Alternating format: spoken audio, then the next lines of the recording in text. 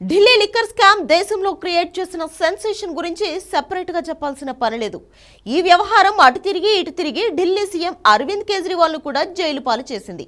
అవినీతికి వ్యతిరేకంగా అవతరించిన పార్టీలో ఏకంగా ముఖ్యమంత్రి అవినీతి కేసులో అరెస్ట్ అవ్వడం సంచలనంగా మారింది. ఈ దెబ్బతో కేజ్రీవాల్ పని అయిపోయిందని చాలా మంది బీజేపీ నేతలు మాట్లాడారు. కానీ సీన్ మాత్రం అందుకు వ్యతిరేకంగా నడుస్తూ ఉంది.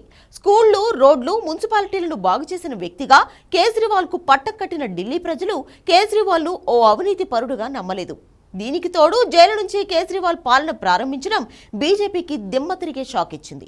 నీటి సమస్య లేకుండా చూడాలి అని జైలు నుంచి కేజ్రీవాల్ జారీ చేసిన జీవో ఆయనపై సాఫ్ట్ కార్నర్ ను మరింత పెంచింది.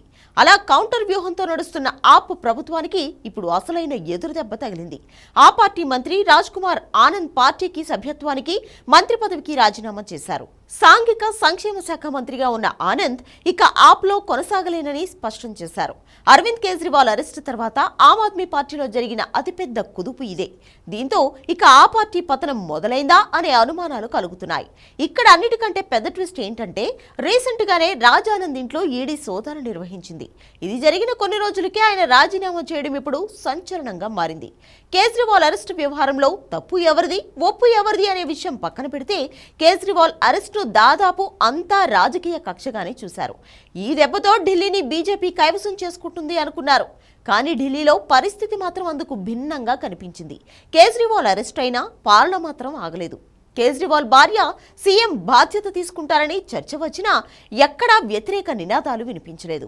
అరెస్ట్ తనను ఆపలేదు అన్నట్లు జైలు నుంచి కేజ్రీవాల్ జీవోలు జారీ చేయడం పార్టీని మరింత బలంగా చేసింది. ఇలాంటి టైంలో మంత్రి రాజీనామా చేయడం, అది కూడా ఈడీ రైడ్ జరిగిన కొన్ని రోజులకే ఈ నిర్ణయం తీసుకోవడం ఇప్పుడు అనేక అనుమానాలకు దారితీస్తోంది. కేసులతో కేజ్రీవాల్ ను బీట్ చేయాలని బీజేపీ ఇలా ఆప్ ప్రభుత్వాన్ని కూలదేసే ప్రయత్నం చేస్తోంది అనే వాదనలు కూడా వినిపిస్తున్నాయి. నిజంగా రాజ్ కుమార్ ఆనంద్ నిర్ణయం వెనుక బీజేపీ ఒత్తిడి ఉందా, లేక ఆయన ఈ నిర్ణయం తీసుకున్నారా అన్న విషయం పక్కన పెడితే ఆప్ ప్రభుత్వంలో పునాదులు కదలడం ప్రారంభమైంది అనేది మాత్రం క్లియర్.